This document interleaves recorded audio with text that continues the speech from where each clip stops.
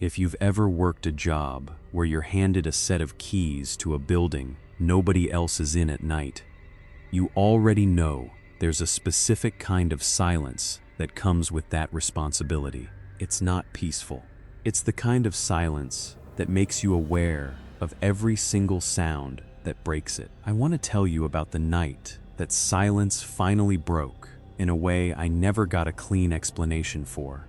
Before I get into it, if these kinds of real stories are the ones that actually get under your skin, the quiet, slow-building kind, rather than anything over the top, go ahead and hit subscribe so you don't miss the next one.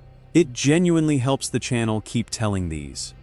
Let me set the stage properly, because the slow build of this is the whole reason it took me so long to actually be afraid. I was 25 and working as the overnight security attendant for a mid-sized fitness center that stayed open 24 hours. The kind of place with a few dedicated night owls who came in at odd hours, and one attendant, me, responsible for the front desk, basic monitoring, and making sure nothing went wrong between the hours when the regular staff went home and came back. Most nights were uneventful in the most literal sense. A handful of people would trickle in and out between midnight and 5, and then it would go almost completely quiet until the early morning regulars started showing up around 5:30. The building itself was bigger than people probably picture when they imagine a gym. 2 full floors, a pool area that closed earlier than the main floor but still needed checking, a row of studio rooms for classes that obviously weren't running at 3 in the morning, but still had to be walked through as part of my rounds, and a maze of hallways connecting the locker rooms to the equipment floor that always felt longer at 2 a.m. than they ever did during the day when they were full of people and noise and normal daylight logic. I mention all of this because the size of the place is part of why those rounds took as long as they did, and why a single unlocked door tucked away on one side of the building could go unnoticed for longer than you'd expect. I'd been doing this job for about 6 months when things started shifting. I want to be precise about how slowly it built, because if I'd been told on day 1 everything that would eventually happen, I would have quit immediately. Instead, it crept in one small thing at a time, each one easy enough to dismiss on its own. It started with the side door. The gym had a secondary entrance on the side of the building, used mostly by early morning staff who parked in the back lot, locked from the inside at all times overnight, and only accessible with a key that staff who opened in the morning carried separately. One night, doing my usual 2 a.m. walk through the building, I noticed that door was unlocked. Not propped open, not damaged, just unlocked. The kind of unlocked that happens when someone either forgot to engage it properly or someone had engaged it and then it had been undone from the inside. I remember standing there that first time, turning the lock back and forth a couple of times, testing it, listening to the solid click it made each time it engaged properly, trying to convince myself that what I was looking at was simply a mechanical quirk rather than anything that involved another person. The latch itself felt fine. It caught every single time I tested it that night, which meant if it really had been unlocked through some kind of fault, it was an extremely inconsistent fault, the kind that would only happen on its own once in a great while, rather than something I should expect to keep finding. I locked it again and made a note to mention it to the morning manager, assuming it was just an oversight from whoever had closed the night before. I didn't think much more of it at the time. It happened again 4 nights later. Same door, same situation. Unlocked during my 2 a.m. walk, despite me having locked it myself at the start of my shift, the way I always did as part of my opening routine. I stood there that second time, turning it over in my head, the cold realization slowly creeping in that nobody else had a reason to be touching that door between the start of my shift and that 2 a.m. check, because the building was supposed to be completely empty of staff besides me during those hours. I started checking that door more frequently after that, Not just during my scheduled rounds, but randomly throughout the night, whenever I happened to think of it. For almost 2 weeks, it stayed locked every single time I checked. I started to relax, telling myself the first 2 incidents had probably been some isolated mechanical issue with the latch that had since resolved itself, or some explanation involving the cleaning crew that came through earlier in the evening before my shift even started. Then on a Tuesday night, during my normal 2 a.m. walk, I found the door unlocked again, and this time something near it caught my eye that hadn't been there during any of the previous incidents. A small gym bag sitting against the wall just inside the door, the kind anyone might bring to work out with, except nobody had checked in at the front desk that night who I hadn't already seen leave. I stood there, staring at that bag for a long moment, my mind racing through every possible explanation. Maybe someone had left it behind weeks ago, and it had simply gone unnoticed in a corner until now. Maybe a staff member had stashed personal items there for some reason and forgotten about it. I didn't touch it. I called my manager immediately, even though it was the middle of the night, and left a message explaining what I'd found, then went back to the front desk to wait out the rest of my shift with considerably less calm than I'd had at the start of it. I'll be honest, that walk back to the front desk felt longer than it had any reasonable right to feel. Every hallway I passed suddenly seemed darker than usual, every piece of gym equipment sitting silently under the dim overnight lighting seemed like it was positioned slightly differently than I remembered, even though I knew rationally that nothing about the equipment floor had actually changed. That's the thing about fear like that. It doesn't need new information to grow. It just needs permission.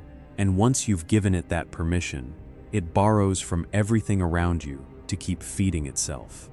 If you've ever had a moment like that yourself, somewhere completely ordinary that suddenly stopped feeling ordinary, drop it in the comments and let me know where you were and what time it happened.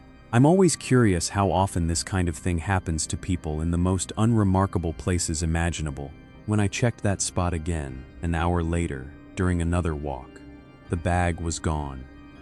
I want you to sit with that for a second, the way I had to. I had not seen anyone come through the front desk. The only other entrance was that side door, which I had now locked again myself, which meant either someone had been in that building with me the entire time, without ever appearing at the front desk where I would have seen them, or someone had come back through that same side door, specifically to retrieve the bag, before I noticed it missing.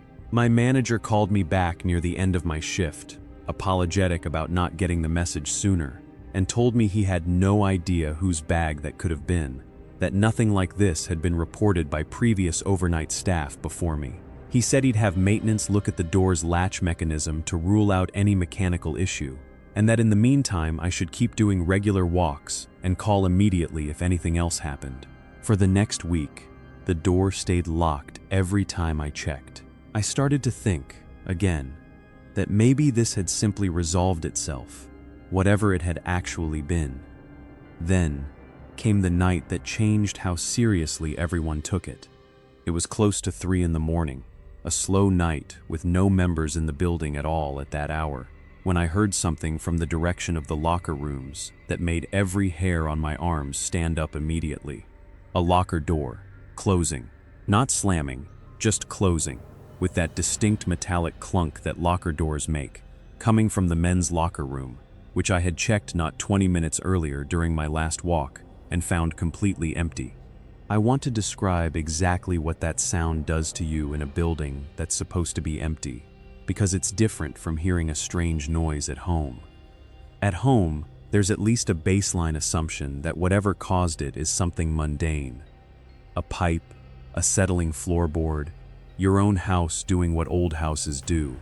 In a building you know for a fact is supposed to have exactly 0 people in it besides yourself, every sound carries a weight that home noises simply don't have, because there's no comfortable mundane explanation sitting there ready to absorb it. A locker door does not close on its own. Something or someone closes it. I sat at the front desk for a moment, debating whether to investigate or call someone first. I decided to call my manager's emergency line immediately, staying on the phone with him as I walked toward the locker room, narrating what I was doing the entire way in case anything happened that needed a record of timing. The locker room was empty when I got there. Every locker closed. Lights on exactly as I'd left them. I told my manager nothing seemed out of place, and he told me to check the side door again before heading back to the desk. It was unlocked. That was the final straw for the gym's ownership. Within 48 hours, they had a security company install a small, discreet camera covering that side door specifically, something that hadn't existed before, because the door had never been considered a point of concern until that point. For nearly 3 weeks after the camera went in, nothing happened. The door stayed locked every single night. No unexplained sounds. Nothing. Then, on a night I happened to be reviewing the footage out of habit more than expectation, I caught it. The timestamp read 2:40 in the morning. A figure, dressed in dark clothing, appeared at the side door from outside, working at the lock for almost a full minute before it gave way, slipping inside quietly and standing just inside the doorway for a long stretch, perfectly still, as if listening for any sign that they'd been noticed. Then they moved, slowly, toward the locker rooms, staying close to the wall, out of the direct line of the hallway's main lighting. What struck me most, watching it back, wasn't the moment they got through the lock, or even the fact that they'd clearly done this before, given how quickly and confidently they moved once inside. It was the stillness right after entering, a full 30 seconds, by the timestamp, of doing absolutely nothing except standing there, head slightly tilted, the posture of someone listening hard rather than someone in a hurry to accomplish whatever they'd come to do. That patience told me more about the kind of person we were dealing with than anything else in the footage. Someone in a rush makes mistakes, moves loudly, takes risks to finish quickly. This person had clearly decided, at some point, that taking their time was safer than rushing, which meant they had likely done exactly this kind of thing enough times before to have built real confidence in that approach. I watched the rest of the footage with my manager on speakerphone, both of us silent as the figure spent nearly 15 minutes inside that locker room before emerging and leaving the same way they'd come, locking the door behind them on their way out, which explained, finally, why I had sometimes found it locked during my checks and other times not, depending entirely on whether they'd already left for the night by the time I happened to look. The police were called immediately, the footage handed over, and within about 10 days an officer let my manager know they had identified the individual through a pattern of similar break-ins at other 24-hour facilities across that part of the city. None involving theft of anything substantial, all involving exactly this kind of quiet, methodical presence, rather than any obvious criminal goal beyond simply being inside spaces they weren't supposed to be in. He was eventually arrested, according to what I was told, though I never learned many specifics beyond that basic outcome. I worked at that gym for another year after everything was resolved, and the side door never gave us trouble again. But I never stopped during every single overnight shift after that, checking that lock far more often than my job actually required. And I never stopped thinking about those 15 minutes he'd spent inside that locker room, completely alone, completely unbothered by how close he'd come to being caught on more than one occasion before that camera finally gave us the proof we needed. The second story happened at a different job, working the overnight shift at a 24-hour laundromat on a fairly busy street, the kind of place that mostly served people without washers and dryers at home. Truckers, shift workers, the occasional college student doing a midnight load of laundry because it was the only time that worked with their schedule. The laundromat itself was a single open room, rows of washers along one wall, dryers along the other, a small front desk near the entrance where I mostly handled change, the occasional vending machine restock, and keeping an eye on things in that loose, half-attentive way you do when a job mostly consists of waiting for nothing in particular to happen. There were security cameras covering the floor, standard for that kind of business, given how often cash and unattended belongings sat around. But nobody monitored them actively in real time. They existed purely as a record to be reviewed after the fact if something ever actually went wrong, which until this point in my time working there, nothing ever had. I'd been working there about 4 months when I started noticing a man who came in on a fairly regular basis, always late, usually somewhere between midnight and 2 in the morning, always carrying a single small bag of laundry that never seemed to actually fill more than a quarter of whichever machine he used. I didn't think much of it initially. Plenty of regulars came in with small loads, sometimes just because they liked the routine of getting out of the house at that hour, more than because they actually had a full hamper waiting. What eventually caught my attention wasn't the small loads themselves, but the amount of time he spent there relative to how little laundry he actually had. A normal wash and dry cycle for that small a load might take an hour, hour and a half at most. He would routinely stay for 2, sometimes 3 hours, sitting in one of the plastic chairs along the back wall, not reading anything, not on his phone, just sitting, occasionally glancing toward the front desk where I worked. I started noticing that glancing specifically after a few weeks of seeing him regularly, it wasn't the kind of glance someone gives while genuinely waiting for a dryer to finish. It had a particular quality to it, a lingering quality, like he was checking something each time rather than simply passing the time. I mentioned it to a coworker who occasionally covered shifts when I needed time off, and she said she'd noticed him too, though she hadn't thought much of it beyond finding him a little odd. That confirmation that I wasn't simply imagining a pattern made the whole thing feel more real rather than less, which I hadn't expected going into that conversation. About 2 months into noticing this, he approached the front desk for the first time, ostensibly to ask for change for the machines, though he had clearly already loaded his laundry in before walking up, meaning he didn't actually need change for anything happening at that exact moment. While I made change for him, he asked me, in a tone that sounded almost rehearsed in its casualness, what time I usually finished my shift. I gave a vague answer, the way you do when a question feels slightly off, but you can't immediately articulate why. He nodded, took his change, and went back to sit in his usual chair, occasionally glancing my way for the rest of that visit, just as he always had. He asked the same question, in slightly different forms, on 2 more occasions over the following weeks. What time did the night shift usually end? Did I always close up alone? Was there ever a second person working with me at night? Each question, on its own, could have been dismissed as ordinary small talk, the kind of thing a regular customer might ask without any sinister intent behind it. Together, accumulating over multiple visits, they started to feel like exactly what they almost certainly were. Someone gathering specific operational details about when I would be alone and for how long. I started writing down the dates and exact wording of these conversations after the second one, mostly because I had this growing suspicion that if I ever needed to explain the pattern to someone else, my memory alone wouldn't carry the same weight as something written down in the moment. Looking back at that little informal log later, laid out together rather than scattered across weeks of memory, the pattern was honestly more obvious in writing than it had felt living through it in real time. Each question built logically on the last, almost like a checklist someone was working through methodically, rather than a series of unrelated, idle thoughts that happened to occur to the same person on different nights. If you've ever found yourself doing something similar, quietly documenting a pattern before you even fully admitted to yourself why you were doing it, let me know in the comments.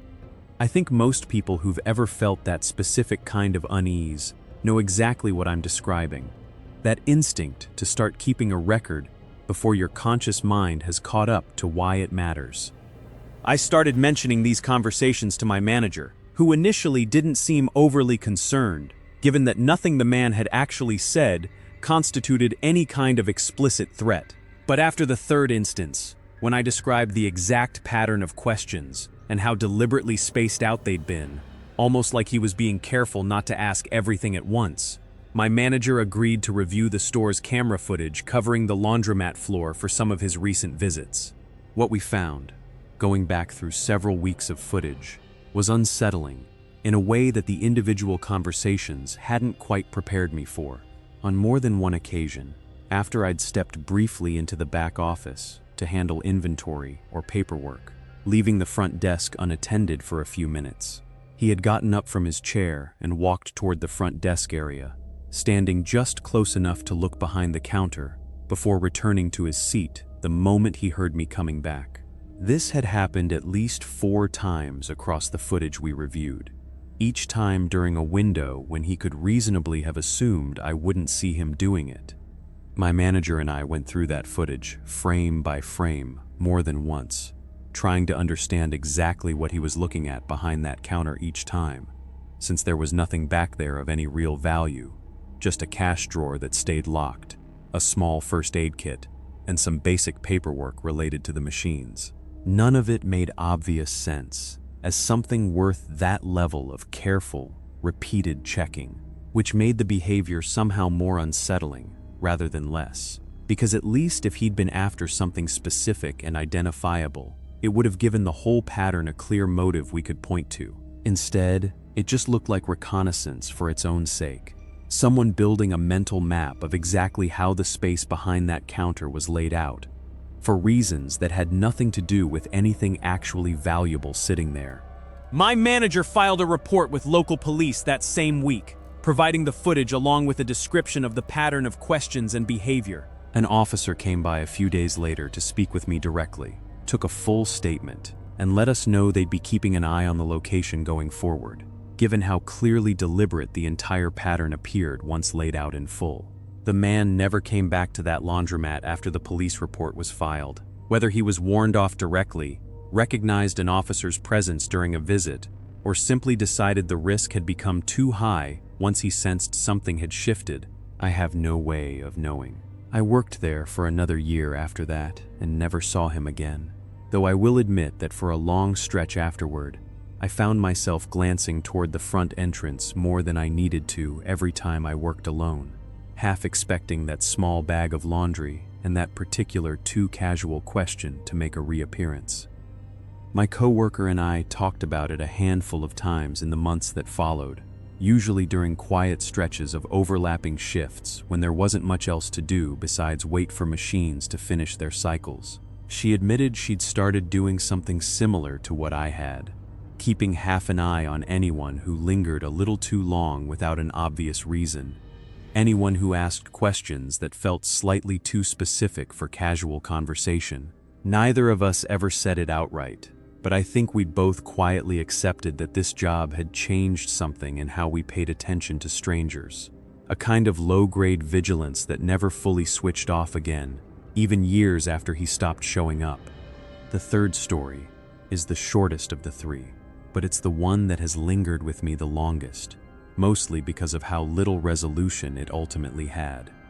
I worked the overnight shift at a 24-hour pharmacy for almost 2 years during my early 20s, a job I mostly enjoyed for the quiet predictability of it, restocking shelves, handling the occasional late-night customer, watching the clock move slowly toward sunrise. The store sat on a corner lot with large front windows that gave a clear view of the parking lot and the street beyond it, which I'd always considered a comfort rather than a concern, since it meant I could usually see anyone approaching well before they actually reached the door. About 1.5 years into that job, I started receiving a series of phone calls on the store's general line, always coming in somewhere between 1 and 2 in the morning, always following the exact same pattern. I would answer, there would be a pause of several seconds, and then the line would simply go dead. I assumed initially it was some kind of automated dialing system, the kind that occasionally calls businesses by mistake as part of a larger marketing campaign gone wrong. That explanation held up fine for the first several occurrences. It stopped holding up once the calls started becoming more frequent, sometimes 2 or 3 times in a single shift, always with that same exact pattern of silence followed by disconnection. I mentioned it to my manager, who suggested it might be a prank from local teenagers who had nothing better to do at that hour, which is a perfectly reasonable assumption and one I wanted very badly to believe. I tried to let that explanation sit comfortably in my head for as long as I could. It stopped being comfortable the night the caller finally spoke. I picked up the line during what I assumed would be the usual pattern, said our standard greeting, and instead of the typical pause and disconnection, I heard a voice, calm and unhurried, ask if I was working alone. I told them, against every instinct telling me not to give out that information, that yes, I was, mostly because the question caught me so off guard that the honest answer came out before I'd thought to filter it. There was a brief pause after that, and then the voice said quietly, "That's good to know," before the line went dead. I stood at the counter for several minutes after that call, completely unable to focus on anything else, replaying that sentence over and over. That's good to know, not threatening in an overt way, not explicitly violent, but unmistakably purposeful. The kind of statement that only makes sense if the person saying it has some specific plan that benefits from knowing exactly that detail. I remember looking out through those big front windows after I hung up, scanning the parking lot and the street beyond it, as if I expected to see someone standing there looking back at me, phone still in hand. There was nobody, just the empty lot, a couple of streetlights doing their best against the dark, and the ordinary hum of a town asleep at that hour. That emptiness should have been reassuring. It wasn't. If anything, the fact that I couldn't see anyone made the whole thing feel less contained, because at least if I'd spotted someone out there, I would have had a direction to point my fear toward. Instead, I just had a voice, a sentence, and an empty parking lot, and no way to connect any of it to an actual person I could watch for. I reported the call to my manager and to the store's loss prevention department the next morning, and they reviewed our phone system's call logs, finding that the number had come through as restricted every single time, with no way to trace it back to a specific source without involving the phone company directly through a formal request. The store filed that request, though it took weeks to get any response, and by the time they did, the calls had already stopped completely, ending the same week as that single spoken exchange, never resuming again for the remainder of my time working there. During those weeks of waiting for any kind of answer, I changed a few of my own habits without ever fully announcing to myself that's what I was doing. I started keeping my phone closer to the register instead of in my back pocket, so I could glance at the caller display the instant it lit up rather than fumbling for it. I started timing my restocking walks through the aisles so that I was never more than a few seconds from being able to see the front windows and the parking lot beyond them. Even though logically I knew a phone call couldn't reach through the glass and physically do anything to me. None of it was rational exactly. It was just the shape fear takes when it doesn't have a face to attach itself to, spreading out instead into a dozen small adjustments to how you move through a space you used to move through without thinking at all. I never found out who that caller was, or what they had actually been planning. If anything concrete had ever existed beyond simply gathering that one piece of information. I left that job about 8 months later, for reasons mostly unrelated to the calls. Though I'd be lying if I said the lingering unease of that single conversation didn't factor at all into how easily I moved on when a different opportunity came along. I think about that sentence more than almost anything else from those 2 years. That's good to know. 4 words. Delivered with no urgency, no aggression, nothing that would have justified any kind of immediate police response beyond a documented report. And yet those 4 words told me, more clearly than anything before or since, that somewhere out there, someone had been paying very specific attention to exactly how alone I really was during those long, quiet, overnight hours, and had simply wanted to confirm it for themselves before deciding what, if anything, came next. If any of these 3 stories hit a little close to something you've experienced yourself working a night shift, or if you've just never been able to shake a similar feeling of being watched in a place that was supposed to be completely empty, I'd genuinely like to hear about it. Drop a comment and let me know where you're watching this from. and what time it is for you right now, especially if it happens to be late. There's something fitting about hearing these kinds of stories at the exact hour they tend to take place in. And if you want more of these real, slow-building stories without any of the over-the-top stuff, make sure you're subscribed, because there's always another one of these coming.